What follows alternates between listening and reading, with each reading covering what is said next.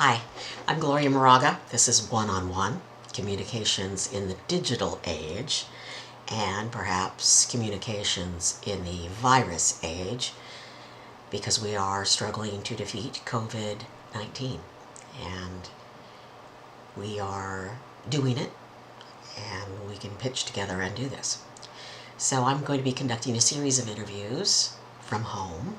I had the pleasure of talking remotely to Dr. Celeste Roseberry-Mckibbin, and she is a professor in the Department of Communication Sciences and Disorders at California State University, Sacramento, and she is the author of a best-selling book called Love Talk Read, and you can find her on Instagram at Love Talk Read, and her website, lovetalkread.com.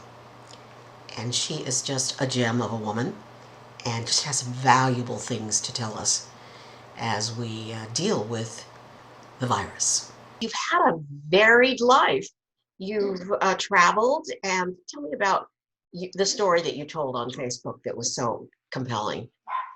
Okay, thank you for the opportunity. Well, I was born in Southern California, and then my father was a minister, so they quickly had three more children. My parents had four girls in 3 years. The last two were twins, and my dad was a pastor making $300 a month for a family of six. So we left for the Philippines when I was just turning six, and so I lived there from ages 6 to 17. My parents were Baptist missionaries, and I came back to live in the States permanently when I was a 17-year-old college freshman. So we lived on various islands of the Philippines. We lived on Luzon, which is the main island, but we mainly spent our time in the middle of the Philippines, the Visayan Islands. So when I was in third grade, we were living on the tiny island of Tablas, and I was 8 years old, going to school there in the Filipino school. So we had this really great life, but one of the things that you really learn about the Philippines is there's a lot of natural disasters, Gloria. I mean, all the time. If it's not a fire, it's a tsunami or an earthquake or a volcanic eruption. So lots of typhoons. So here we are living on Tablas in the barrio of Ojongan, and we lived in a coconut grove. There were only dirt roads, and it was about a city block from the beach. So this was a great life until this giant typhoon hit our island. And I remember, again, 8 years old, it was at the night when it was the worst. And the ocean was literally in our house. Wow. And I remember standing there just watching the water rise between my ankles and creeping toward my knees. And there was obviously nowhere to go. And so we just prayed to live. Obviously, God answered our prayer. But when we got up the next day, the island was completely devastated. Neighbors were dead. I'll never forget just walking down and seeing our church and my elementary school were just piles of rubble.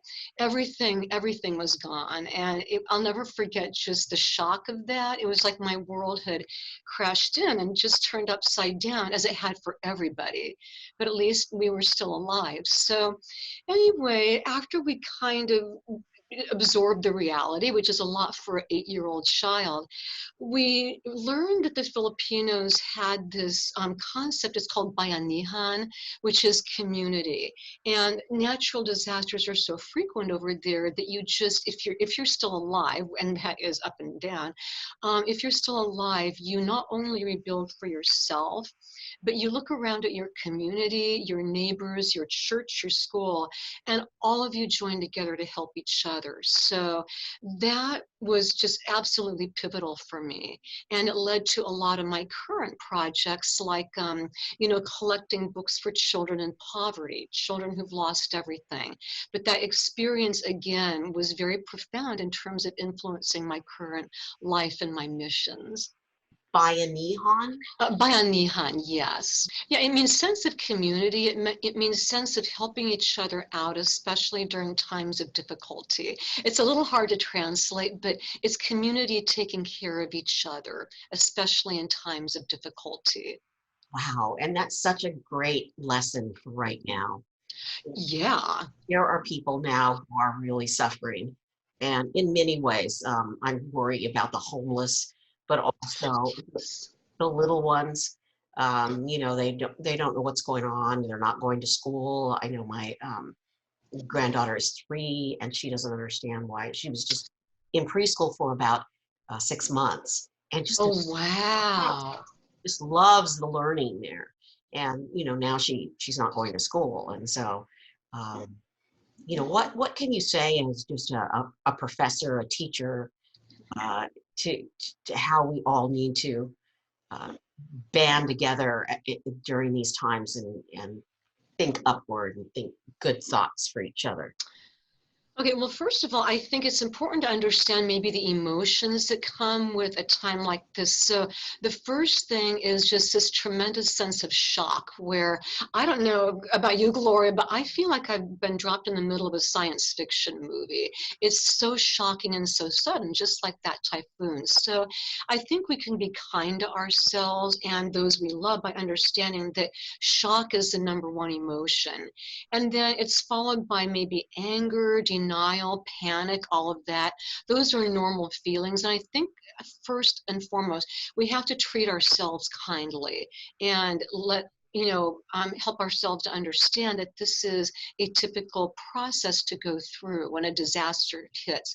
Then once we've kind of had time to process that, hopefully to talk to friends and loved ones virtually, then it's time to really look at our families. And that's, kind of that process. We deal with our own emotions, we deal with our families, we explain as best we can to the little ones what is going on in terms that they can understand. And then once we've done that, I think we can begin to look around at our communities, and we can ask ourselves, okay, now that my basic needs are met, how can I help others? So for example, my son Mark is 22. He is a college senior in Washington, D.C., and I was obsessed with getting him home safely. Gloria, I couldn't think of anything else. When he finally landed and was under my own roof, I could draw a sigh of relief, realize we had food in the fridge, and then I was able to kind of start thinking, okay, who is really suffering way more than I am, and how can I help them? Now that we've got the children underfoot, Ah, yes. that's Yeah. part.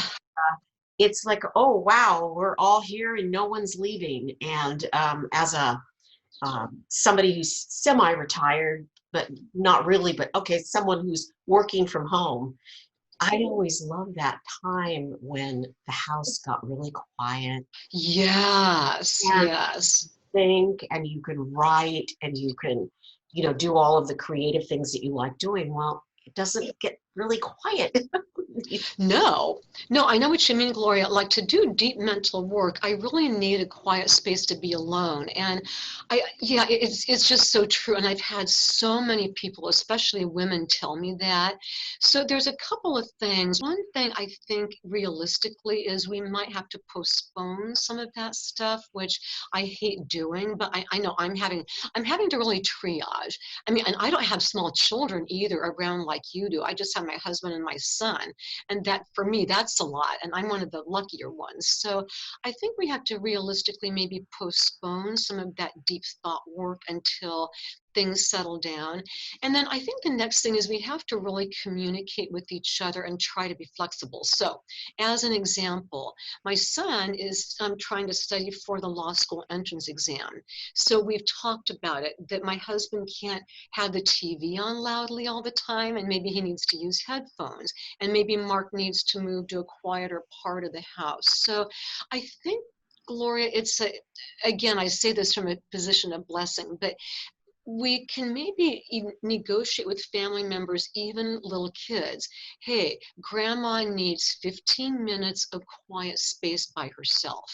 Little kids can understand that. And I think this is maybe a time for helping all of us to learn some boundaries together. Yeah, boundaries. Boundaries is a big deal. It It's is. a big deal. Yeah, it is. I think we need it.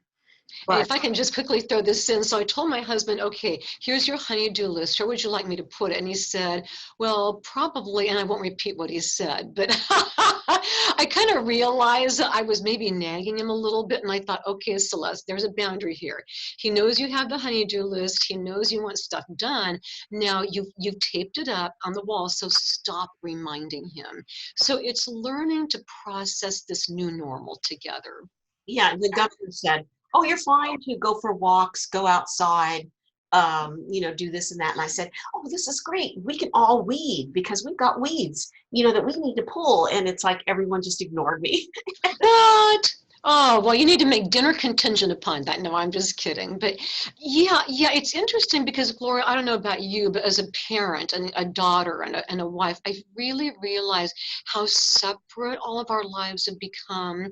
And maybe this is a time to start negotiating. Hey, I'll get dinner after you spend 15 minutes helping with the weeds. And maybe a lot of women like us who are used to sort of doing everything for everybody, this might be a chance for us to put our feet down, just saying. Yeah, for sure. My daughter, is working from home. The daycare closed. Oh, that must be so hard. Oh, it's like she says, "How am I going to do this?" And it's like we're just going to have to come up with a schedule. Yes, yeah. Yeah, Gloria, that's what my son said because he's gone from being in the dorms at George Washington University, where he's a senior. Now he's just footloose and fancy free. And I said, honey, you need to set a schedule and we need to follow it. So this is old fashioned. A lot of people use their phones, but I got out this giant Post-it and hand wrote a schedule and taped it up to the wall. And I said, now's a really good time to learn some self-discipline that, will really be beneficial forever. I want to talk to you about reading, and Yeah. you're the reading queen. So you have written a book, and it's a bestseller on Amazon. And tell me the name of the book and where people can get it, but also let's talk about reading to our children right now when we're trapped in the house with them. This is a book I wrote and called Love Talk Read to Help Your Child Succeed. It's on Amazon, and it's just basically, if you sat down and read it in one fell swoop, it would take you about 45 minutes. And it's just basically for caregivers of young children. It's simple. If you have, 2 minutes to read it, put it down, come back to it. It's meant for the busy caregiver who just needs things in sound bites, if you will. So again, that's available on Amazon, and I'm so grateful for how well it's done and how many people I've been able to help with that.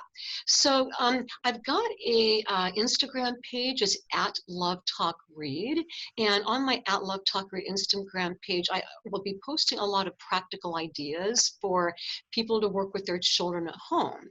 So that's there too. And then my website, lovetalkread.com, also has a lot of ideas. But one of the things I just wanted to share is that when we read with our children, we can just think, okay, care, C-A-R-E, comment, ask questions, respond, and extend. So just care, C-A-R-E. No matter how tired we are, no matter how discombobulated we are, I think that most of us can remember to care. So let's just take a little simple book like this, Frozen, very popular right now. So you're reading along with your child and you are just looking at the book. And so Elsa has been very kind. She's a little icy, but she's warm and fuzzy inside. You can comment, oh, looks like Olaf feels really happy with Elsa. And then you can ask a question. So who's been really kind to Olaf? So that would be something else to do. And then when the child says something, you can respond. Elsa, oh, that's right. Elsa has been kind to Olaf. And then, Gloria, the most important thing that I think, and this is the point I really want to make, is that something very easy that all of us can do, no matter how dire our circumstances, no matter what language we speak, is when kids respond, especially little kids, we can extend what they're saying. So, for example, the child might say, that Christoph, and we can add words. We can say, oh yeah, that's with Christoph and he's with Anna. Or maybe on the next page, oh, the child might say, Sven Reindeer And yes, Sven is a reindeer and he is with Olaf. So just a simple thing of popping open a book, comment, ask questions, respond, and then extend. When the child says something, we add words to it. We can do that during book reading. We can do that when the child is taking a bath. We can do that while we're in the car if we can do that, if we're feeding them. So extending is the number one, easiest, most powerful, scientifically proven method to help build children's language skills. Wow, that was great. Thank you so much for that. Sure. Yeah, that Olaf. Right? Yeah, and yeah, picking something the kids really like. I don't know if Goodwill stores are open, but there should be hopefully places to pick up gently used books. Dollar Tree, Goodwill. I know it's very, very cheap, so hopefully that will work out. There's also a lot of books online if people get desperate. Right. Free resources. So each year, you and your students, you're wonderful students, and you're just such a great teacher and professor. Do a book drive. How's that going? Oh my gosh, Gloria, thank you for asking. You know me so well. So back in 2008, a student needed the books for her thesis. So I thought I'll try to get 500. I didn't think I'd even get that. Then my mom died in 2009, relatively young, very suddenly. So I kept up the book drive in her memory. And as of early 2020, we have hit over 250,000 books that we've been able to collect and donate in Greater Sacramento and the United States, and probably about 41 countries worldwide. So it's just been crazy. I never thought my little idea would go global, but I feel really thankful. And it's all due to my university students in the Department of Communication Sciences and Disorders. I would never have this without them. So I just collect the books, but they're the ones who bring them, and they're the ones who deserve all the credit. And you deliver those books out to schools or communities. Where do those books go that the students collect? Okay, well, that's a good question. So there's two ways. First of all, if the books build up and no one's requesting them, I have a list and it's on my website, lovetalkread.com. But they're very high poverty schools in this greater Sacramento area. So I'll call them up or email them. So for example, Greer Elementary School here in West Sacramento is a wonderful school. Amy Gregory is the principal, and they have an ongoing outreach program to families in poverty in apartment complexes. So I'll email Amy and I'll say, hey, I just got 500 new books. Want me to bring them by? And she's like, yeah. So that's a way that I often donate. I do have places. And then the other thing is that students will come to me sometimes and say, hey, Dr. Roseberry, if they're Russian, I'm going to Russia for the summer. Would you give me 50 books for Russian children in orphanages? And so I'll literally put these books in the student suitcase and she'll bring them to Russia. So I don't have any mailing costs. So those are kind of the ways I dispense them, either by request or by just calling up some of my favorite sources and saying, hey, how you doing? Do you need me to drive a load of books over to your school? Wow, you are fabulous. Oh, thank you. I really love what I do. Yes, you do. You can tell.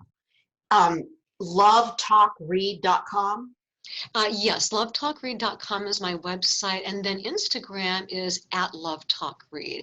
And I tend to post a lot more on Instagram, to be honest, with ideas and things. But yeah, lovetalkread.com explains the whole mission. So both are there. Okay, all right, good. Because we'll just make sure to put all of that information in the information box on YouTube and on the podcast. So, anything else that you want to talk about before we say goodbye? I just can't believe how wonderful it is to see you. Yeah, Gloria, it's great to see you too. We've been friends for quite a while, and I'm just so happy to be with you. And I guess I just want to close by saying that what I learned growing up in the Philippines with all of our typhoons and all the natural disasters is that we need there after we've gotten over the shock and taken care of ourselves, like we talked about, and our families, we can really then, I believe, look for opportunities to reach out to other people who are hurting. And when I'm desperate and fearful and feeling crazy, what really saves my sanity is looking for ways to help other people. And so I just want to encourage us to do that as a way to not just care about our community, but also to feel better. You know, we're all looking to feel better right now. And I think that caring for our communities and our neighbors is a great way to go with that. Thank you so much for sharing your wisdom and sharing. Sure. Thank you, Gloria. It's wonderful to see you, sweetie. It's just good luck to you and hang on tight because this will not last forever, right? It will not last forever. It will be over.